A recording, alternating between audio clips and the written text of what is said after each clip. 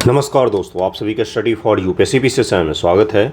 आज तारीख है 17 मई 2024 ईस्वी और आज का न्यूज़पेपर आर्टिकल डिस्कशन का वीडियो होगा। ये काफ़ी इंपॉर्टेंट वीडियो होगा क्योंकि कई सारे ऐसे टॉपिक हैं जो बहुत ज़्यादा चर्चा में रहते हैं और वहाँ से अक्सर सवाल पूछा जाता है, इसलिए ध्यानपूर्वक अंत तक देखिएगा वीडियो को। पीटी फैक्ट मुख्य रूप से ज़्यादा होता है।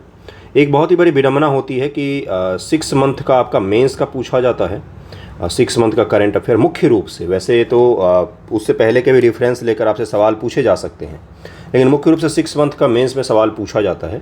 और पीटी का आपका 1 ईयर का होता है, 1 ईयर के करंट अफेयर्स पीटी में पूछे जाते हैं। और अभी से जो जून से लेकर जो जनवरी तक का पीरियड होता है, इसी में से मेंस के लिए ज़्यादा सवाल पूछे जाएंगे और इसी दौरान बच्चे मेंस के पॉइंट ऑफ व्यू से करंट अफेयर को पढ़ना छोड़ देते हैं।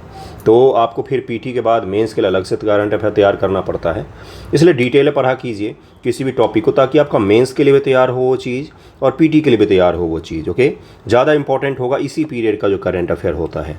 देखिए आज का हेडलाइन क्या है। तो कल सुप्रीम कोर्ट ऑफ इंडिया का एक बहुत ही महत्वपूर्ण फैसला आया है, जिसके तहत उसने क्या किया है कि एनफोर्समेंट डायरेक्टरी जो प्रवर्तन निदेशालय है, इसकी शक्तियों में थोड़ी सी कमी कर दी है, गिरफ्तारी से जुड़ी हुई शक्तियों में। पीएमएलए इस एक्ट को भी समझेंगे, बहुत ज़्यादा चर्चा में रहता है, बहुत ज़्यादा चर्चा में रहता है, इसको भी समझेंगे। वो लोग पीएमएलए एक्ट है, इसके तहत गिरफ्तारी की जो शक्तियाँ हैं ईडी के पास में, उसमें कमी कर दी है। बोला कि कोई केस अगर, ध्यानपूर्वक सुनिएगा, इतना बड़ा न्यूज़ पढ़ने से अच्छा सुन लीजिए कि कोई केस अगर स्पेशल कोर्ट में चला गया है तो उससे जुड़े हुए किसी भी व्यक्ति को गिरफ्तार किया जाता है ईडी के द्वारा, तो ईडी को पहले कोर्ट से आदेश लेना पड़ेगा, फिर जाके गिरफ्तार किया जा सकता है। डायरेक्ट जो ईडी है वो स्पेशल कोर्ट में किसी के खिलाफ कोई मामला चल रहा है, कोई केस चल रहा है और उसी व्यक्ति को किसी और केस में जाकर आप ईडी गिरफ्तार कर लेते, ये चीज़ नहीं हो पाएगा। ध्यान से सुनिएगा, इतना ही बस फैसला लाया। इससे क्या होगा, जो ईडी कई बार आरोप ऐसा लगता है कि विपक्ष की पार्टी के नेताओं को गिरफ्तार करती, एक केस से छूटते हैं दूसरे में गिरफ्तार कर लेती है, दूसरे छूटते तीसरे में गिरफ्तार कर लेती है। इन घटनाओं पर थोड़ी सी जो रोक लगेगी, सही रहेगा ये चीज़ लोकतांत्रिक ढांचा के लिए। बाकी ये है कि सुप्रीम कोर्ट का आदेश है कि किसी भी स्पेशल कोर्ट में अगर कोई मामला चल रहा है तो उस दौरान अगर आप उस व्यक्ति को जाकर गिरफ्तार करते तो आपको पहले कोर्ट से परमिशन लेना पड़ेगा। ओके, इसको ज़रूर ध्यान में रखिएगा। अगला जो है बेहद इंपॉर्टेंट है, ये इसको पीटी में ज़रूर पूछा जाएगा आपसे, ये चीज़ ध्यान रखिएगा। क्या है, तो यूक्रेन को लेकर पीस टॉक होने वाला है, यूक्रेन को लेकर पीस समिट होने वाला है। कहाँ पर, तो स्विट्जरलैंड में होने वाला है। भारत के प्रधानमंत्री मोदी जी को भी इसमें आमंत्रित किया गया है। हो सकता है कि शायद विदेश मंत्री जी जाएं, लेकिन चुनाव के पश्चात ये होगा। तो अभी जो 4 जून को अपना रिजल्ट आएगा अपने देश में चुनाव का, तो उसके पश्चात होगा, तो जो भी नई गवर्नमेंट होगी उसके सरकार वहाँ पर शामिल होने जाएगी या नहीं जाएगी। तो स्विट्जरलैंड के जो अलग अलग डिप्लोमेट हैं उनके साथ भारत में बैठक हो रही है इस चीज़ को लेकर। इसके अलावा यूक्रेन के जो विदेश मंत्री हैं वो जब भारत की यात्रा पर आए थे अप्रैल में, तो उनके साथ भी इस बैठक में इस पर चर्चा की गई थी कि भारत पीस टॉक में शामिल होगा या नहीं होगा। वैसे शामिल होने की उम्मीद की जा रही है। स्विट्जरलैंड में यूक्रेन और रूस के वॉर को लेकर बहुत ही बड़ा पीस टॉक ऑर्गेनाइज किया जा रहा है। कहाँ पर, स्विट्जरलैंड में। कहाँ पर, स्विट्जरलैंड में। याद रखिएगा, इस चीज़ को पूछा जा सकता है। कुछ दिन पहले मैंने आपको फरवरी में पढ़ाया था कि भारत और ईएफटीए में कौन कौन सदस्य शामिल है, ये आप लोग मुझे बताएंगे। भारत और ईएफटीए के बीच फ्री ट्रेड एग्रीमेंट साइन किया गया है। मैंने आपको समझाया था, भारत और ईएफटीए के बीच में फ्री ट्रेड एग्रीमेंट डील को साइन किया गया, मैंने आपको बताया था। आप मुझे बताएंगे कि ईएफटीए में कौन कौन से देश शामिल है। मैंने आपको बताया था कि यूरोप में एक ऐसा इकोनॉमिक क्षेत्र है जहाँ पर कुछ देश शामिल हैं ईएफटीए के तहत में, और इनके साथ भारत सरकार ने डील किया है फ्री ट्रेड को लेकर। इसमें स्विट्जरलैंड शामिल थे और भी 2-3 देश शामिल हैं, उनका नाम आप मुझे बताएंगे क्योंकि मैंने बहुत अच्छे से ईएफटीए आपको समझाया था। दरअसल हमारे स्विट्जरलैंड के साथ में बहुत अच्छे रिलेशन है। स्विट्जरलैंड का दुनिया में किसी देश के साथ खराब रिलेशन है ही नहीं। बिल्कुल सही सुन रहे हैं आप, बड़ा ही निष्पक्ष सा देश है, किसी गुट में कभी शामिल नहीं रहता है और सभी गुट में भी रहता है, कई बार ये भी देखा जाता है। स्विट्जरलैंड निष्पक्ष देश है, उसके साथ हमारे संबंध काफ़ी अच्छे हैं और स्विट्जरलैंड में बैठक होने वाली है, तो हम इसमें हो सकता है कि भाग लें, दुनिया के पीस टॉक में हम समिट में भाग लें। ओके, चलिए देखते हैं पीएमएलए एक्ट को, ईडी को समझते हैं, उसके पश्चात अगले न्यूज़ पर चलेंगे, देखेंगे और क्या क्या न्यूज़ है आपके लिए। लेकिन ईएफटीए के सदस्यों के नाम आप मुझे बताएंगे, बहुत बार मैंने आपको समझाया है। ओके, चलिए देखते हैं। उससे पहले अगर आपको 71 बीपीएससी की तैयारी की सोच रहे हैं अभी से, 71 बीपीएससी के लिए 1 ईयर पूरा प्रोग्राम लीजिए और ज्वाइन कीजिए। ट्रस्ट हमारा ही होता है, आज तक किसी एक बच्चे का 1 रुपये का नुकसान नहीं हुआ है जिसने भी ज्वाइन किया है। 6 मंथ अगर आपको मैं लिखवा दूँ ना सही से, तो आप लिखने में एक्सपर्ट छोड़िए, पढ़ना और समझने का तरीका आपका बदल हो जाएगा। चेंज हो जाता है। कई सारे बच्चे जो जुड़े हैं उनके हिसाब से ही मैं बता रहा हूँ। ये 1 ईयर का प्रोग्राम होगा। इसमें NCERT, GS1, GS2 कंप्लीट हम लोग आंसर राइटिंग करेंगे। डेली आपको एक क्वेश्चन मिलेगा, 1 से 2 क्वेश्चन मिलेगा। सप्ताह में एक निबंध मिलेगा आपको। इससे ज़रूर जुड़िए। अगर आप ईयरली प्रोग्राम लेते हैं तो 250 के आसपास आपको पर मंथ पड़ेगा। डेली आपको क्वेश्चन मिलेगा। और अभी से लेकर अगले साल के मई तक अगर आप आंसर राइटिंग NCERT का, GS1, GS2 का कर लेते हैं, निबंध लेखन कर लेते हैं, तो आपका काफ़ी बड़ा हिस्सा तैयार हो जाएगा। ओके, तो ज़रूर जुड़िएगा इससे। और इसमें न्यूज़पेपर डिस्कशन वगैरह का PDF भी आपको मिल जाएगा। न्यूज़पेपर डिस्कशन का PDF अलग से भी मिलता है। केवल अगर वही आपको चाहिए हो तो मुझे मैसेज कीजिएगा। व्हाट्सएप और टेलीग्राम यहाँ पर दिया हुआ है, मैं आपको ऐड कर दूंगा। ओके, चलिए देखते हैं PMLA एक्ट को समझते हैं। क्या है इसका नाम? तो धन शोधन निवारण अधिनियम इसका नाम है। बड़ा ही कठोर कानून माना जाता है। दरअसल में देखिए, बात सुनिएगा मेरी ध्यान से। PMLA एक्ट वगैरह जो होते हैं ना, इसकी आवश्यकता क्यों पड़ती है? क्योंकि मनी लॉन्ड्रिंग और विदेशी धन के प्रवाह को थोड़ा सा नियंत्रित करके, कि भाई कोई कहीं से भी पैसा भेजकर अपने देश में कोई उपद्रव न मचा दे, या नारकोटिक्स से जुड़ी हुई चीज़ों पर कंट्रोल करने के लिए ये ऐसी चीज़ें होती है जो इकोनॉमी सहित देश के जो जनसंख्या होती है उनको डायरेक्ट नुकसान पहुँचाता है। इसलिए इस संबंध में काफ़ी कठोर कानून बनाए गए पूरी दुनिया भर में। ये आतंकवाद के वित्त पोषण पर भी लगाम लगाता है। आपसे अगर पूछा जाए कि आतंकवाद के वित्त पोषण को दुनिया भर में कंट्रोल कौन सी संस्था के द्वारा किया जाता है, तो उस संस्था का नाम है क्या? FATF नाम है उसका। FATF नाम है, FATF, financial action task force. Financial action task force. अब मैंने इसकी चर्चा क्यों कर दी? अटेंडम तो नहीं की होगी। दरअसल में इसके रिकमेंडेशन के आधार पर और इसके द्वारा जो नई चिंताएं दुनिया में दिखाई गई हमें, उसके आधार पर हमने क्या किया था? तो 2022 ईस्वी में हमने PMLA एक्ट में सुधार भी किया था, कुछ चीज़ों को संशोधित भी किया था FATF के रिकमेंडेशन के आधार पर। ध्यान में रखिएगा, FATF दुनिया भर में मनी लॉन्ड्रिंग और आतंकवाद वित्त पोषण से जुड़ी हुई चीज़ों से जूझता है। मतलब उसके जुड़े हुए कानून, नियम, कायदे तय करता है। किसी देश को ब्लैकलिस्ट कर सकता है, किसी देश में किस प्रकार के इस तरह के चीज़ों को रोकने के लिए कानून होना चाहिए, ये रिकमेंडेशन भी देता है। भारत FATF का सदस्य भी है। आप सुनते होंगे न्यूज़ में कई बार आता है कि FATF ने क्या किया? पाकिस्तान को ब्लैकलिस्ट कर दिया। तो ये जब किसी देश को ब्लैकलिस्ट करता है तो किस आधार पर करता है? कि उस आधार में आतंकवाद का वित्त पोषण हो सकता है। जो कोई निवेश करेगा या इन्वेस्टमेंट करेगा तो वो हो सकता है वो टेररिज्म के लिए उपयोग किया जाए। इसी तरह का भारत में भी हो सकता है क्या? नहीं, भारत में नहीं हो सकता। भारत में इसीलिए इस प्रकार के बहुत ही कठोर कानून बनाए गए हैं। लेकिन अक्सर इन कानून का दुरुपयोग भी किया जाता है। विपक्ष की पार्टी के नेताओं को निशाना बनाने के लिए भी इसका दुरुपयोग किया जाता है। आजकल के दौर में ये चीज़ देखा गया है। धन शोधन के खतरे से निपटने के लिए भारत की वैश्विक प्रतिबद्धता वियना कन्वेंशन, ये जरूर ध्यान में रखिएगा, के जवाब में PMLA अधिनियमित किया गया था, इसमें शामिल किया गया है। नारकोटिक्स, ड्रग्स और साइकोट्रोपिक पदार्थों अवैध तस्करी के खिलाफ संयुक्त राष्ट्र कन्वेंशन 1988, सिद्धांतों का बेसल वक्तव्य 1989, मनी लॉन्ड्रिंग पर वित्तीय कार्रवाई टास्क फोर्स की 40 सिफारिशें 1990, वर्ष 1990 में संयुक्त राष्ट्र महासभा द्वारा अपनाई गई राजनीतिक घोषणा और वैश्विक कार्रवाई कार्यक्रम, इन सभी के आधार पर PMLA एक्ट को 2002 में भारत के संसद के द्वारा पारित किया गया। बड़ा ही कठोर सा कानून है इन सभी चीज़ों को लेकर। यह एक आपराधिक कानून है जो धन शोधन, मनी लॉन्ड्रिंग को रोकने, मनी लॉन्ड्रिंग से संबंधित मामलों से प्राप्त या इसमें शामिल संपत्ति की जब्ती का प्रावधान करने के लिए बनाया गया है। यह मनी लॉन्ड्रिंग, काले धन को वैध बनाने से निपटने के भारत द्वारा स्थापित कानूनी ढांचे का मूल ही है। भारत में अगर मनी लॉन्ड्रिंग को रोकने का सबसे बड़ा कोई कानून है तो PMLA कानून ही है, जिसके तहत मनी लॉन्ड्रिंग पर रोक लगाया जाता है। इस अधिनियम के प्रावधान सभी वित्तीय संस्थानों, बैंक, RBI सहित म्यूचुअल फंड, बीमा कंपनी, उनके वित्तीय मध्यस्थों पर लागू होते हैं। देश में वित्तीय संस्थान कोई सा भी है, अगर बड़े से बड़ा RBI से लेकर छोटे बैंक तक सभी पर ये कानून लागू होते हैं। व्यक्तियों पर भी लागू हो सकते। कोई व्यक्ति अगर धोखाधड़ी कर रहा है, मनी लॉन्ड्रिंग कर रहा है, कोई संस्था अगर कर रही है, उन सभी पर लागू होता है ये कानून। उद्देश्य क्या था इसका?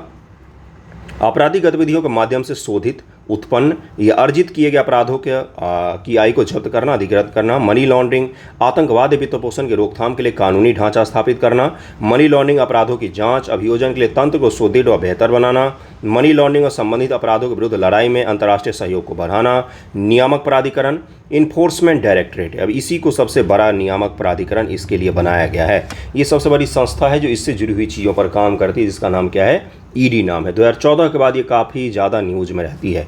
उससे पहले शायद आपने इसका नाम भी सुना हो। बहुत कम लोगों ने नाम भी सुना होगा। 2014 के बाद इसका भरपूर मात्रा में उपयोग किया गया है। प्रवर्तन निदेशालय पीएमएलए के प्रावधानों को लागू करने, मनी लॉन्ड्रिंग के मामलों की जांच करने के लिए जिम्मेदार है। प्रवर्तन निदेशालय के बारे में थोड़ा सा देख लीजिए, इसके बारे में इंट्रोडक्टरी सेक्शन, क्योंकि कई बार पूछ लिया जाता है अलग अलग संस्थाओं के बारे में। जो संस्थाएं होती हैं संवैधानिक या असंवैधानिक, जो संस्था गैर संवैधानिक संस्थाएं होती हैं, उनके बारे में आपको पढ़कर जाना चाहिए। पीटी के लिए ही खास तौर से इंपॉर्टेंट होते हैं, मेंस के लिए नहीं होते हैं। जैसे यूपीएससी एक संस्था है, उसके बारे में पीटी में पूछा गया है, बीपीएससी 65वीं में पूछा गया था कि यूपीएससी के अध्यक्ष को हटाने की प्रक्रिया बाकी लोगों से अलग है। क्या अलग है? क्या अलग है? यूपीएससी अध्यक्ष के हटाने की प्रक्रिया बाकी जितने भी संवैधानिक आयोग हैं उन सभी को हटाने की प्रक्रिया से बिल्कुल अलग है। सुप्रीम कोर्ट का योगदान है इसमें, पढ़ लीजिएगा। तो इस तरह से डिफरेंस जो होता है ना, तो वहाँ पर पूछा जा सकता है आपसे, कुछ एक्सेप्शन होगा, कुछ अद्वितीय चीज़ होगा उसमें, तो आपसे पूछा जा सकता है एक्सेप्शन जहाँ पर होते हैं। संगठनात्मक इतिहास, प्रवर्तन निदेशालय ईडी से एक बहुअनुशासक संगठन है जो आर्थिक अपराधों की जांच विदेशी मुद्रा कानून के उल्लंघन के लिए अनिवार्य है। बहुअनुशासनात्मक संगठन है जो क्या करती है? अपराधों की जांच करती, आर्थिक से जुड़े हुए अपराधों की, और विदेशी मुद्रा कानून का अगर उल्लंघन होता है तो उससे जुड़े हुए जांच पड़ताल का काम ईडी को सौंपा गया है। इस निदेशालय की उत्पत्ति 1 मई 1959 को हुई थी, जब विदेशी मुद्रा विनिमय अधिनियम 1947 फेरा 47 के तहत विनिमय नियंत्रण कानून के उल्लंघन से निपटने के लिए आर्थिक मामलों के विभाग में एक प्रवर्तन इकाई का गठन किया गया था। 1956 में इसको बनाया गया था। फेरा कानून 1947 में पारित किया, उसके बाद इसको बनाया गया। समय बीतने के साथ फेरा 1947 1973 अलग अलग समय पर फेरा का कानून बनता गया और इसकी शक्तियाँ बढ़ती गई। फिर पीएमएलए जैसे एक्ट बने 2002 में, उसके पश्चात इसकी शक्तियाँ और भी ज़्यादा बढ़ गईं। फेमा कानून 1999 में बना, जिसके तहत इसको शक्तियाँ प्राप्त हुई थी। इसके बारे में ध्यान रखिएगा। 2018 में जो भगोड़ा आर्थिक अपराधी होता है, जैसे विजय माल्या और ये सब लोग जब भागे यहाँ से, तो उसके पश्चात एक कानून बनाया गया, भगोड़ा आर्थिक अपराधी अधिनियम। वो भी काम किसको सौंपा गया? तो ईडी को ही सौंपा गया कि आप देख रेख कीजिए कि कोई भागे ना, और लेकिन फिर भी लोग भाग जाते हैं। मनी लॉन्ड्रिंग निरोधक अधिनियम 2002, अभी मैंने आपको समझाया है। फेमा 1999 और FEOA 2018, ये सब कुछ बड़े एक्ट हैं जिसके तहत में इसको काफ़ी सारी शक्तियाँ प्राप्त होती हैं। COFE पोसा के तहत प्रयोजक एजेंसी फेमा के उल्लंघन के संबंध में विदेशी मुद्रा व संरक्षण अधिनियम के गतिविधियों को रोकथाम अधिनियम 1974 के तहत निवारक निरोध का प्रयोज्य मामले भी यही देखता है। यानी कि कहने की बात यह है कि देश में आर्थिक अपराध से जुड़ी हुई चीज़ों, विदेशी मुद्रा से जुड़ी हुई चीज़ों, मनी लॉन्ड्रिंग, इन सभी चीज़ों को लेकर कौन काम करता है? तो ईडी एक संस्था है जो काम करती है। पीएमएलए एक्ट का पारित किया गया था तो 2002 में पारित किया गया था। किस लिए पारित किया गया था? कई सारे ऐसे समझौते हैं वैश्विक स्तर पर जिसको लागू करने के लिए हमने पीएमएलए एक्ट को पारित किया था 2002 ईस्वी में। जरूर ध्यान रखिएगा। नेक्स्ट टॉपिक पर हम लोग चलते हैं। अगला बड़ा न्यूज़ देखिए क्या है। सुप्रीम कोर्ट से जुड़ा हुआ दूसरा न्यूज़ है। कल सुप्रीम कोर्ट ने एक ईडी को लेकर फैसला दिया और कल एक फैसला दिया राइट टू प्रॉपर्टी को लेकर, जिसमें बहुत ही इंपॉर्टेंट सा कमेंट किया है सुप्रीम कोर्ट ने कि state can not acquire property without proper procedure.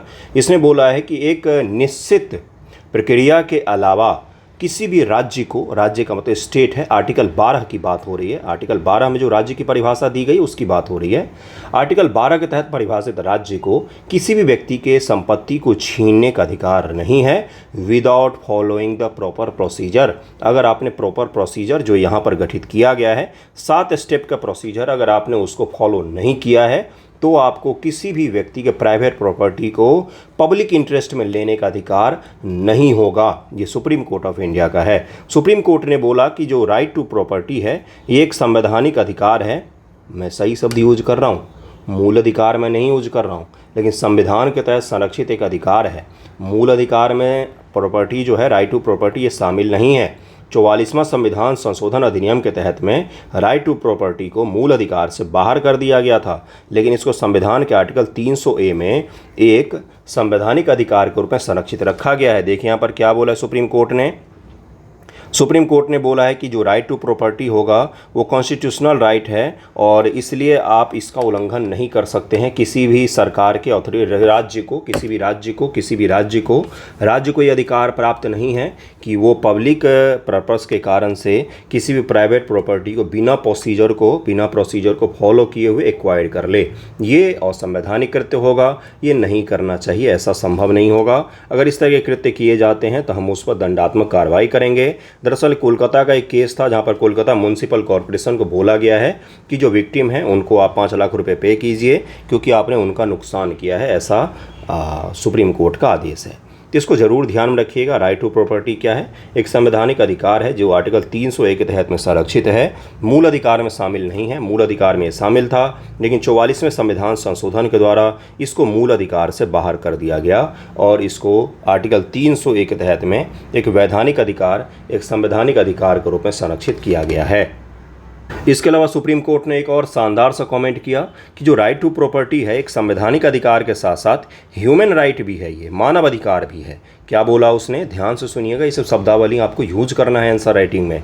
उसने बोला कि देखिए यहाँ पर लिखा हुआ है कॉन्स्टिट्यूशनल राइट है और इसके अलावा ये एक मानव अधिकार भी है, ह्यूमन राइट भी है। इसीलिए आप किसी भी व्यक्ति को बिना उचित प्रक्रिया के अलावा किसी के संपत्ति से वंचित नहीं कर सकते हैं, किसी की संपत्ति से उचित प्रक्रिया के अलावा वंचित नहीं कर सकते, क्योंकि एक संवैधानिक अधिकार भी है और एक मानव अधिकार भी है। इसीलिए ये फैसला सुप्रीम कोर्ट के द्वारा सुनाया गया। इसको ज़रूर ध्यान में रखिएगा और ये बहुत इंपॉर्टेंट होगा, आपके लिए पूछा जा सकता है एग्जाम में कि राइट टू जो प्रॉपर्टी है ये किस तरह का अधिकार है। क्या ये मूल अधिकार है? मूल अधिकार नहीं है, ये मानवाधिकार है और एक संवैधानिक अधिकार भी है। अगले टॉपिक पर चलते। अगला न्यूज़ देखिए काफ़ी ज़्यादा इंपॉर्टेंट है। पीटी में डायरेक्ट पूछा जा सकता है आपसे कि वर्ल्ड हाइड्रोजन समिट 2024 का आयोजन कहाँ पर किया गया। वर्ल्ड हाइड्रोजन समिट 2024 का आयोजन कहाँ पर किया गया है? तो ये किया गया रॉटरडैम में, नीदरलैंड्स में किया गया था। कहाँ पर? नीदरलैंड में। नीदरलैंड की कैपिटल क्या है पता है आपको? क्या बताइएगा ज़रा। चलिए छोड़िए, देखिए यहाँ पर आते हैं। देखिए क्या बोला गया है कि वहाँ पर हमारे जो प्रतिनिधि शामिल हुए थे और उन्होंने बोला कि हम 2030 तक कोशिश करेंगे कि नॉन फॉसिल फ्यूल से, ऐसे फ्यूल जो जीवाश्म से प्राप्त नहीं किए जाते हैं जैसे कोयला, डीजल, पेट्रोल इत्यादि, गैस वैस सब ये इत्यादि, इसके अलावा जो स्रोत होगा नॉन फॉसिल फ्यूल के अलावा हम 50% एनर्जी का प्रोडक्शन यूज करने पर आ जाएंगे।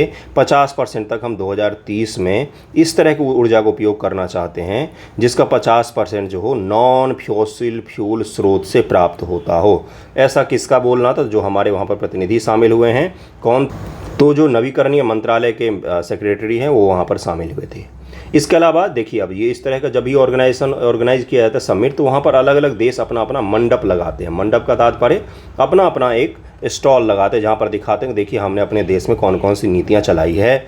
तो भारत का जो यहाँ पर स्टॉल है वो बहुत ही बड़ा सा है और यहाँ पर भारत ने नेशनल ग्रीन हाइड्रोजन मिशन जो हमने शुरू किया है उसके बारे में वहाँ पर काफ़ी अच्छे से प्रदर्शित किया और बताया दुनिया को कि भारत हाइड्रोजन एनर्जी के क्षेत्र में काफ़ी अच्छे स्टेप ले रहा है। तो सबसे पहला पीटी फैक्ट क्या हो गया आपका? तो वर्ल्ड हाइड्रोजन समिट कहाँ पर ऑर्गेनाइज किया गया? तो रॉटरडैम नीदरलैंड्स में इसको आयोजित किया गया है। अब भारत का जो वहाँ पर स्टैंड लगाया गया है उसके बारे में थोड़ा सा देख लेते हैं, उसके पश्चात नेक्स्ट टॉपिक पर चलेंगे। देखिए नवीकरणीय मंत्रालय कहाँ से मैंने ये न्यूज़ उठाया? तो पीआईबी पर है, ये पीआईबी पर है, पीआईबी पर ये आपको मिल जाएगा और द हिंदू में छोटा सा डिटेल छोटा सा कोने में दिया हुआ था ये न्यूज़। इंपॉर्टेंट है ये आपके लिए, पीटी में पूछा सकता है। नीदरलैंड के रॉटरडैम में प्रतिष्ठित विश्व हाइड्रोजन शिखर सम्मेलन 2024 के सबसे बड़े मंडपों में से एक है। यह हरित हाइड्रोजन में देश की उल्लेखनीय प्रगति को प्रदर्शित करने के लिए मंच लगाया गया। वहाँ पर दुनिया के सभी देशों ने अपने अपने यहाँ पर जो कार्य किए जा रहे हैं हरित हाइड्रोजन को लेकर, ग्रीन हाइड्रोजन को लेकर। ग्रीन हाइड्रोजन क्या होता है? हाइड्रोजन उत्पादन की वो प्रक्रिया जिसमें पूरे उत्पादन की प्रक्रिया के दौरान कहीं पर भी कुछ भी हमने ऐसा उत्सर्जित नहीं किया जो पर्यावरण को नुकसान पहुँचाए। इलेक्ट्रोलाइसिस विधि के द्वारा H2O में से H2 को अलग किया जाता है, इलेक्ट्रोलाइसिस विधि के द्वारा। अब इस इलेक्ट्रोलाइसिस विधि के लिए भी हमें इलेक्ट्रिसिटी चाहिए। इस इलेक्ट्रिसिटी का भाई स्रोत जो हमने रखा है ना वो ग्रीन एनर्जी ही रखा है, यानी कि सोलर रखा है या विंड रखा है या कोई भी ग्रीन एनर्जी रखा है। इस ग्रीन एनर्जी के थ्रू इलेक्ट्रोलाइसिस में किया हमने, वहाँ से हमने हाइड्रोजन का उत्पादन किया। तो इस पूरे प्रक्रिया के दौरान क्या हुआ? कहीं पर भी किसी भी चीज़ का उत्सर्जन नहीं हुआ। वहीं पर अगर हम इसकी जगह पर ये जो ग्रीन एनर्जी है जिस स्रोत का उपयोग किया हमने इलेक्ट्रोलाइसिस के लिए, वहाँ पर अगर हम गैस वगैरह का उपयोग करेंगे तो ग्रीन हाइड्रोजन की जगह पर अलग अलग कलर के हाइड्रोजन होते हैं। कलर नहीं चेंज होता है, बोलने के लिए बोला जाता है ग्रे हाइड्रोजन, ब्लैक हाइड्रोजन, इस प्रकार उपयोग किए जाते हैं शब्द। इसको ज़रूर ध्यान में रखिएगा। ये इस पूरे प्रक्रिया को ग्रीन हाइड्रोजन मिशन जो देश में चलाया जा रहा है, जिसके तहत देश में असम में पहली बार ग्रीन हाइड्रोजन उत्पादन को लेकर संयंत्र भी स्थापित किया गया। भारत की हरित हाइड्रोजन पहल भारत ने जनवरी 2023 में रुपए के बजट के साथ राष्ट्रीय हरित हाइड्रोजन मिशन की शुरुआत किया। 19,774 करोड़ रुपए करीब में हमने इसमें लगाए हैं। 19,774 करोड़ रुपए का राष्ट्रीय हरित हाइड्रोजन मिशन है, जिसको मैंने आपको पढ़ाया था। पीटी मेंस के लिए सबसे इंपॉर्टेंट टॉपिक में से एक बार है ये, इस बार हॉट टॉपिक है ये, लिख कर रख कर जाइएगा, पीटी में भी पूछा जा सकता है। मिशन का लक्ष्य 2030 तक 5 MMT मिलियन मीट्रिक टन की हरित हाइड्रोजन उत्पादन क्षमता हासिल करना है। ये लक्ष्य ही आपसे पूछा जा सकता है पीटी एग्जामिनेशन में।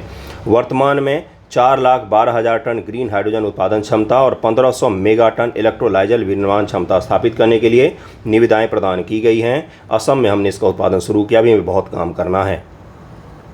NGHMA के तहत भारत में नेशनल ग्रीन हाइड्रोजन मिशन के तहत भारत में हरित हाइड्रोजन पारिस्थितिकी तंत्र विकसित करने मिशन के कदमों के बारे में जानकारी प्रदान करने के लिए एक समर्पित पोर्टल लॉन्च किया गया था। भारत ने इस्पात स्टील के उत्पादन में बहुत ज़्यादा कोयले का उपयोग होता है, इसको भी हमने कम करने की सोची है। परिवहन और शिपिंग क्षेत्र में ग्रीन हाइड्रोजन के उपयोग के लिए योजना दिशा निर्देश भी जारी किए हैं कि हम परिवहन, शिपिंग और कोयला का जो उपयोग होता है स्टील निर्माण में, इस्पात निर्माण में, हम उस क्षेत्र में भी ग्रीन हाइड्रोजन या फिर ग्रीन एनर्जी का उपयोग करने जा रहे हैं, नॉन फॉसिल फ्यूल का उपयोग करने जा रहे हैं, जिससे क्या होगा, इन क्षेत्रों से उत्सर्जन अपने आप कम हो जाएगा। तो ये ज़रूर ध्यान में रखिएगा। नेशनल ग्रीन हाइड्रोजन मिशन को अच्छे से तैयार कर लीजिएगा। एक दिन मैं ही वीडियो में भी आपको तैयार करवा दूंगा फिर से। बहुत इंपॉर्टेंट है ये पीटी मेंस दोनों एग्जाम के रिगार्डिंग। ओके, चलिए नेक्स्ट टॉपिक पर चलते हैं। अगला टॉपिक देखिए क्या है, द हिंदू में आया था, डिटेल में साइंस से जुड़े हुए एक रहता है आर्टिकल जैसा, उसी में बताया गया है कि किस प्रकार से एआई का उपयोग, आर्टिफिशियल इंटेलिजेंस का उपयोग हम लोग किसके लिए कर रहे हैं, तो ड्रग डेवलपमेंट के लिए कर रहे हैं, दवाइयों को बनाने के लिए कर रहे हैं। ड्रग दूसरा वाला नहीं, दवाई के बनाने के लिए कर रहे हैं, फार्मेसी उद्योग में कर रहे हैं। किसमें? फार्मेसी उद्योग में कर रहे हैं। बीपीएससी ने बड़ा ही कमाल सा सवाल पूछा था GS2 पेपर में, और अच्छा सवाल था, सोचने वाले सवाल था। उसने पूछ लिया कि भारत में विधायिका लेजिस्लेशन में जो भारत में किस प्रकार से एआई का उपयोग किया जा रहा है, जो भारत का लेजिस्लेटर बॉडी है उसमें किस प्रकार से एआई का उपयोग किया जा सकता है, इसी से जुड़ा हुआ सवाल पूछा था शॉर्ट आंसर में। तो आपसे ये पूछा जा सकता है कि भारत में, दुनिया भर में, भारत नहीं दुनिया भर में किस प्रकार से एआई का उपयोग जो है वो ड्रग एंड डेवलपमेंट में किया जा सकता है। तो देखिए, दरअसल में किसी भी दवाई को जब बनाया जाता है ना, तो उसमें दो चीज़ों का ध्यान रखा जाता है। पहला, किस उद्देश्य से बनाया जा रहा है, दूसरा, किस अंग को या किसी पर्टिकुलर प्रोटीन को या किसी पर्टिकुलर जीन को हमें टारगेट करना है इस दवाई के द्वारा। क्या बोला मैंने? किसी पर्टिकुलर प्रोटीन को या किसी जीन को हमें टारगेट करना है इस दवाई के द्वारा, और किस उद्देश्य से बनाया जा रहा है। ये दो चीज़ का मुख्य रूप से ध्यान रखा जाता है। गूगल और कुछ अमेरिका की यूनिवर्सिटी ने मिलकर एक टूल डेवलप किया, एआई टूल। अब इस एआई टूल का नाम आपसे पूछा जा सकता है, जिसका नाम क्या है? अल्फा फोल्ड, ये इसका नाम है। अब इसका सेकेंड वेरिएंट भी है, इसका थर्ड वेरिएंट भी लॉन्च हो गया। देखिए यहाँ पर लिखा हुआ है एआई बेस्ड टूल है अल्फा फोल्ड 3 और रोज TTA फोल्ड। ये भी दो टूल हैं, ये दो टूल हैं जो क्या काम करते हैं। तो मैंने आपको दवाई निर्माण के दो आपको स्टेप बताए।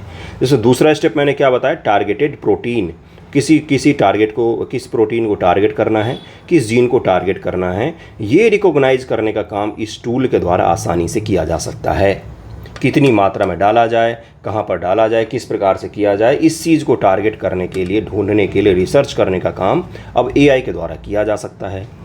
लेकिन ये इस एआई टूल को चलाना बहुत ही मुश्किल काम है। इसके लिए हमें भारी क्षमता वाले कंप्यूटर्स चाहिए होते हैं, जिनका जो GPU है वो काफ़ी अच्छा हो और वो एक साथ कई सारे चीज़ों को प्रोसेस कर सके, पैरेलल प्रोसेसिंग सिस्टम से लैस हो और काफ़ी बड़ी संख्या में वो चीज़ों को काफ़ी तेज़ी गति से प्रोसेस कर सकें। इसी को लेकर इस टूल को उपयोग किया जाता है। इस टूल का निर्माण किसने किया? तो अभी मैंने आपको बताया यहाँ पर कि गूगल और कुछ कंपनियों ने मिलकर, गूगल और कुछ यूनिवर्सिटीज़ और कंपनियों ने मिलकर इस टूल का निर्माण किया, जिसका काम क्या है, तो ड्रग डेवलपमेंट में फार्मास्यूटिकल कंपनियों की, रिसर्चर्स की मदद करना इसका मुख्य रूप से काम रखा गया है। देखिए यहाँ पर क्या लिखा हुआ है कि जो एआई का ये टूल होगा ये रिवॉल्यूशनरी होगा। किस चीज़ में? तो काम को तेज़ी से पूरा करने में, उस पर्टिकुलर प्रोटीन के हिसाब से या उस पर्टिकुलर बायोलॉजिकल मॉलिक्यूल के हिसाब से दवाई को डिसाइड करने में, कौन सा उस पर सबसे अच्छा तरीके से सूटेबल बैठेगा, कौन सा ड्रग अपने पास ऐसा हो सकता है जो उस मॉलिक्यूल के हिसाब से फिक्स बैठेगा, टारगेट किस मॉलिक्यूल को करना, ये सब डिसाइड करने में एआई टूल जो है ये रिवॉल्यूशनरी होगा, क्रांतिकारी होगा। देखिए यहाँ पर क्या लिखा हुआ है कि ये जो फोल्ड है, अल्फ़ा फोल्ड और रोज 20 फोल्ड है, इसको डेवलप किया गया डीप माइंड, एक कंपनी है जो गूगल की ही कंपनी है, और यूनिवर्सिटी ऑफ वॉशिंगटन या यूएस के कुछ बड़ी बड़ी यूनिवर्सिटीज़ के द्वारा मिलकर इसको डेवलप किया गया है, ताकि आने वाले दिनों में कम पैसा और कम समय की बर्बादी के साथ हम टारगेटेड मेडिसिन को डेवलप कर पाएँ जो किसी भी मरीज़ की मदद कर सके। तो एआई के सदुपयोग और दुरुपयोग दोनों चीज़ होते हैं। तो ये सदुपयोग में बहुत ही शानदार सा कदम है, इसको ज़रूर ध्यान में रखिएगा। ज़्यादा डिटेल में जाने की ज़रूरत नहीं है। अगर आपसे पूछा जाता है तो आप बता सकते हैं इस टूल के नाम, और पीटी में पूछा जा सकता है कि ये जो हाल ही में चर्चा में ये शब्द किससे संबंधित हैं। ये एआई टूल हैं जो ड्रग डेवलपमेंट के लिए काम करते हैं, ड्रग को डेवलप करने में बहुत ज़्यादा मदद करते हैं ये। ओके, ये जो अल्फ़ा फोल्ड 3 है, इसका पहले 2 वेरिएंट भी था, लेकिन उसका प्रेडिक्शन का जो रेशियो था वो कम था। अब इस टूल के कुछ ड्रॉबैक्स भी हैं। ड्रॉबैक क्या है कि अभी भी जिसका जो प्रेडिक्शन लेवल पहुंचा है वो 80% एक्यूरेसी के आसपास में है, 80% ही एक्यूरेसी है, जबकि जीवन रक्षक दवाओं में हम 80% एक्यूरेसी के साथ में चल ही नहीं सकते हैं। हमें मोर देन 95% एक्यूरेसी चाहिए होता है। फिर भी 80% एक्यूरेसी के साथ ये हमारी काफ़ी ज़्यादा मदद तो कर ही सकते हैं। दूसरा क्या है, इनको यूज़ करने के लिए भारी मात्रा में बहुत ही बड़े और हाई लेवल के कंप्यूटर्स चाहिए होते हैं जो अवेलेबल नहीं होते सामान्य तौर पर सभी जगहों पर रिसर्च लैब में। तो ये भी एक बहुत बड़ी दुविधा हो सकती है इस चीज़ को लेकर। और दवाई निर्माण से जुड़ी हुई चीज़ें जो होती हैं, ड्रग डेवलपमेंट से जुड़ी हुई चीज़ें, वहाँ पर सबसे बड़ा इशू जो होता है वो होता है एक्यूरेसी का ही। अगर इसका एक्यूरेसी 80% के आसपास रहा तो ये फिर टूल कोई काम नहीं आ पाएगा। इसको 100% तक या मोर देन 95% एक्यूरेसी ले ही जाना पड़ेगा। भारत में क्या इस चीज़ को लेकर कोई डेवलपमेंट हो रहा है? दरअसल भारत में इस चीज़ को लेकर जो ग्राफिक्स प्रोसेसिंग यूनिट है GPU, उसका अभाव है, और इस लेवल के हमारे पास चिप की भी कमी है। हमने अभी तक इस चीज़ का उपयोग करना नहीं सीखा है, इस तरह के टूल का बढ़ावा नहीं दिया है, लेकिन हम काम ज़रूर कर रहे हैं कि AI के उपयोग हम AI को लेकर मिशन चलाया गया, आपको पता ही होगा, जिसमें सभी क्षेत्रों में AI को बढ़ावा दिया जाएगा। तो हम इस चीज़ पर काम ज़रूर कर रहे हैं, लेकिन अभी भी अपने देश में कोई ऐसा बहुत बड़ा हमने ब्रेक थ्रू हासिल नहीं किया है। तो इसको ध्यान में रखिएगा, इन दोनों टूल को ज़रूर ध्यान रखिएगा। अल्फ़ा फोल्ड के बारे में मैं थोड़ी सी जानकारी आपको और दूंगा, उसके पश्चात नेक्स्ट टॉपिक पर हम लोग चलेंगे। देखिए क्या है कि अल्फ़ा फोल्ड एक आर्टिफिशियल इंटेलिजेंस आधारित उपकरण है, टूल है जो प्रोटीन संरचना की भविष्यवाणी करता है, प्रेडिक्शन करता है, उनके बारे में हमें एक्यूरेसी से बताता है कि वो किस प्रकार से काम करते हैं, कौन से ड्रग का उस पर उपयोग किया जा सकता है, किस प्रकार की उसकी संरचना है, हमारे पास मौजूद जितने भी ड्रग हैं उसमें से कौन सा बेस्ट उसके लिए बैठेगा, ये सब काम कौन करता है। तो ये आर्टिफिशियल इंटेलिजेंस का टूल कर देता है। यह डीप न्यूरल नेटवर्क नामक कंप्यूटर प्रणाली पर आधारित है। न्यूरल नेटवर्क बड़ी मात्रा में ठीक उसी प्रकार से इनपुट डेटा का उपयोग कर वांछित आउटपुट प्रदान करते हैं जैसे मानव मस्तिष्क काम करता है। आपको पता होगा कि आपके मस्तिष्क में जो डेटा का ट्रांसफ़र होता है, कोई चीज़ आप पढ़ते हैं, अभी जो आप सुन रहे हैं, देख रहे हैं, समझ रहे हैं, ये सब न्यूरल नेटवर्क के कारण ही होता है। ब्रेन का अपना एक नेटवर्क होता है जो न्यूरॉन्स के थ्रू में जुड़े होते हैं, और उसी के थ्रू में डेटा आदान प्रदान, देखना, सुनना सब कुछ पॉसिबल हो पाता है। तो ये उसी प्रकार से काम भी करता है, उसी प्रकार से सोचता है, उसी प्रकार चीज़ों को एनालाइज करने की कोशिश करता है। हम उसके नज़दीक पहुंचने की कोशिश कर रहे हैं, लेकिन अभी भी नहीं पहुंच पाए हैं। वास्तविक कार्य इनपुट और आउटपुट परतों के मध्य ब्लैक बॉक्स द्वारा संपन्न किया जाता है, जिसे हिंडन नेटवर्क कहा जाता है। अल्फा फोल्ड को इनपुट के रूप में प्रोटीन अनुक्रमों के साथ जोड़ा जाता है और उसके आधार पर ही अपना प्रेडिक्शन देता है। अल्फा फोल्ड को गूगल की डीप माइंड कंपनी है और उसके अलावा वॉशिंगटन यूनिवर्सिटी और कुछ यूनिवर्सिटीज़ ने मिलकर इसको बनाया है।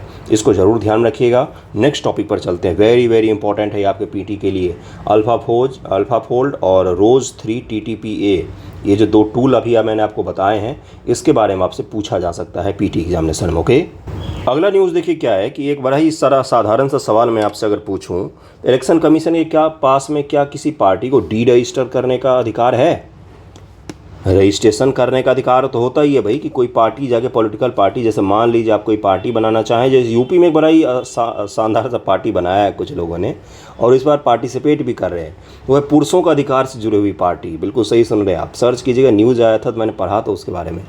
पुरुषों का अधिकार से जुड़े हुए मुद्दों को लेकर एक पार्टी बनाई गई है। मान लीजिए आपने भी कोई पार्टी बनाई और उसको आप रजिस्ट्रेशन करवाना चाहते हो तो करवा सकते हैं। किस एक्ट के थ्रू में? तो पीपुल्स रिप्रेजेंटेशन एक्ट जो है, RP एक्ट जो कहा जाता है, जनप्रतिनिधि अधिनियम 1951, ये सबसे बड़ा एक्ट है किस चीज़ को लेकर? तो राजनीतिक पार्टियों से जुड़े हुए सारे मुद्दों को लेकर एक ही एक्ट बनाया गया। सबसे बड़ा डिटेल वो कौन सा है? तो जनप्रतिनिधि अधिनियम 1951। इसके तहत में इलेक्शन कमीशन ऑफ इंडिया को ये अधिकार दिया है, किसी भी पार्टी को आप रजिस्टर कर सकते हैं। लेकिन डी रजिस्टर करने का अधिकार है क्या? किसी पार्टी का रजिस्ट्रेशन रद्द करने का अधिकार है क्या? सवाल बड़ा ही साधारण सा उठाया गया कि क्या राजनीतिक पार्टियों को डी रजिस्टर किया जा सकता है मॉडल कोड ऑफ कंडक्ट के उल्लंघन के आधार पर? तो ये अधिकार इलेक्शन कमीशन के पास में नहीं है। इलेक्शन कमीशन पढ़ के जाइएगा अच्छे से, इस बार आपके पीटी एग्जामिनेशन, मेंस एग्जामिनेशन सभी के लिए काफ़ी इंपॉर्टेंट होगा और उसको ज़रूर पढ़ कर जाइएगा। ये मॉडल कोड ऑफ कंडक्ट जो होता है ये क्या होता है? तो आचार संहिता होता है। चुनाव कंडक्ट करवाने के लिए कुछ नियम, कायदे, कानून को लागू किया जाता है और इसको फोर्सफुली लागू किया जाता है ताकि जो चुनाव है वो सही से संपन्न, free and fair election conduct करवाया जा सके।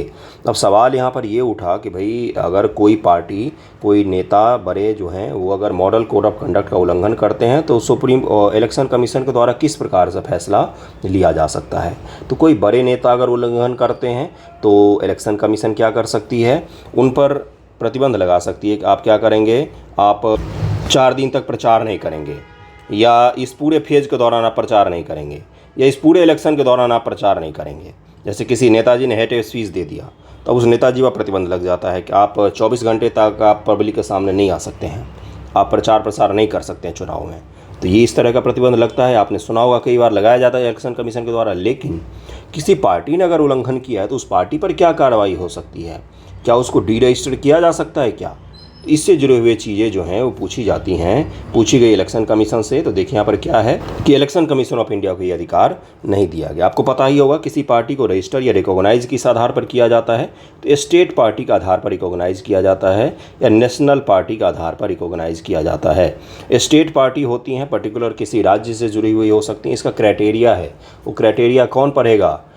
लक्ष्मीकांत खोलिएगा, वहाँ पर राज्य पार्टी बनाने के लिए कौन कौन से दर्जे चाहिए और राष्ट्रीय पार्टी बनने के लिए कौन कौन से दर्जे चाहिए, क्या क्या क्राइटेरिया है, उसको पढ़ कर जाइएगा एग्ज़ाम में। बीपीएससी को बड़ा ही प्रेम है इस टॉपिक से, किसी पार्टी को राज्य पार्टी रिकॉग्नाइज़ किया गया है या किस पार्टी को नेशनल पार्टी रिकॉग्नाइज़ किया जा सकता है।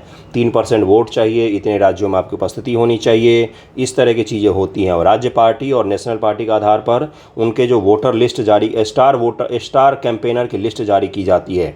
टीवी में उनको जगह दिया जाता है, न्यूज़पेपर टीवी में उनको जगह दिया जाता है प्रचार प्रसार के लिए। रेडियो पर जो भारत सरकार का है उसमें भी उनको जगह दिया जाता है प्रचार प्रसार के लिए। साथ में उनको पार्टी का ऑफिस भी एलोकेट किया जाता है, जो राष्ट्रीय पार्टियां होती हैं उनके लिए ऑफिस एलोकेट के ऑफिस आप छीन नहीं सकते हैं क्योंकि उनका वो अधिकार होता है। तो राजनीतिक पार्टियों का अधिकार जो है इसको ज़रूर पढ़ कर जाइएगा लक्ष्मीकांत की बुक से। अभी मैं आपको इलेक्शन कमीशन ऑफ इंडिया के जो इस अधिकार है इसके बारे में बता देता हूं कि कब कब इलेक्शन कमीशन ऑफ इंडिया ने इस तरह के अधिकारों की मांग की है कि उसको पार्टियों को डी रजिस्टर करने का अधिकार दिया जाए, पार्टियों को रद्द करने का अधिकार दिया जाए उनका रजिस्ट्रेशन। देखिए यहाँ पर क्या है ये मामला कि चुनाव आयोग को संविधान का उल्लंघन करने या पंजीकरण के समय पार्टियों के द्वारा नियमों का उल्लंघन करने का आधार पार्टियों के पंजीकरण को रद्द करने का अधिकार नहीं है। इलेक्शन कमीशन ऑफ इंडिया के पास जनप्रतिनिधि अधिनियम 1951 के तहत पार्टियों को पंजीकृत करने की शक्ति है, लेकिन निष्क्रिय पार्टियों का पंजीकरण रद्द करने की शक्ति नहीं है। मान लीजिए कोई पार्टी रजिस्टर है लेकिन वो निष्क्रिय है या किसी पार्टी ने मॉडल कोड ऑफ कंडक्ट का उल्लंघन किया है, उसको रद्द करने का अधिकार इलेक्शन कमीशन ऑफ इंडिया को नहीं दिया गया है। किसी पार्टी का पंजीकरण केवल तब रद्द किया जा सकता है जब उसने धोखाधड़ी से पंजीकरण किया हो, अगर इसे केंद्र सरकार द्वारा अवैध घोषित किया जाता है या कोई पार्टी अपने आंतरिक संविधान में संशोधन करती है और चुनाव आयोग को सूचित करती है तो वह अब भारतीय संविधान का पालन नहीं कर सकती है, तो इसके पश्चात उसका रजिस्ट्रेशन रद्द किया जा सकता है। लेकिन सामान्य तौर पर यह रजिस्ट्रेशन रद्द करने का अधिकार इलेक्शन कमीशन ऑफ इंडिया को नहीं दिया गया है। एक मामला है 2002 का, ध्यान से सुनिएगा, 2002 का मामला है जिसमें इंडियन नेशनल कांग्रेस वर्सेज एक सिविल सोसाइटी का मामला था, जिसमें सुप्रीम कोर्ट ऑफ इंडिया ने फैसला दिया कि इलेक्शन कमीशन के पास में ये अधिकार नहीं है कि किसी भी पार्टी को डी रजिस्टर कर सकती है। ये चीज़ पूरा याद रहेगा आपको क्या बोला है मैंने पढ़ने के लिए कि किसी पार्टी को राज्य पार्टी का दर्जा किस प्रकार से दिया जाता है और नेशनल पार्टी का दर्जा किस प्रकार से दिया जाता है, उसको पढ़ लीजिएगा अच्छे से।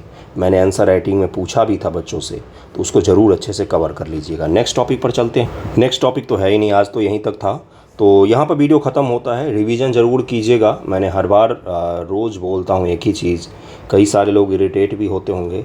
रिवीजन ज़रूर कीजिएगा, उसके बिना नहीं हो पाएगा आपका। जो जितना पढ़ रहे हैं उसको रिवाइज अगर नहीं करेंगे तो नहीं हो पाएगा। रिवीजन का तात्पर्य जैसा अभी मैंने आपसे पूछा, स्टेट पार्टी और नेशनल पार्टी का दर्जा क्या आपने नहीं पढ़ा होगा क्या? निश्चित तौर पर पढ़ा होगा। लेकिन आप भूल गए होंगे। अभी आपसे उससे जुड़ा हुआ अगर मैं MCQ पूछ लूँ तो आप फंस जाएंगे। क्यों? क्योंकि रिवाइज़ नहीं किया। इसीलिए ज़रूरी होता है रिवीजन करना। जो आप देखिए, रटना नहीं होता है।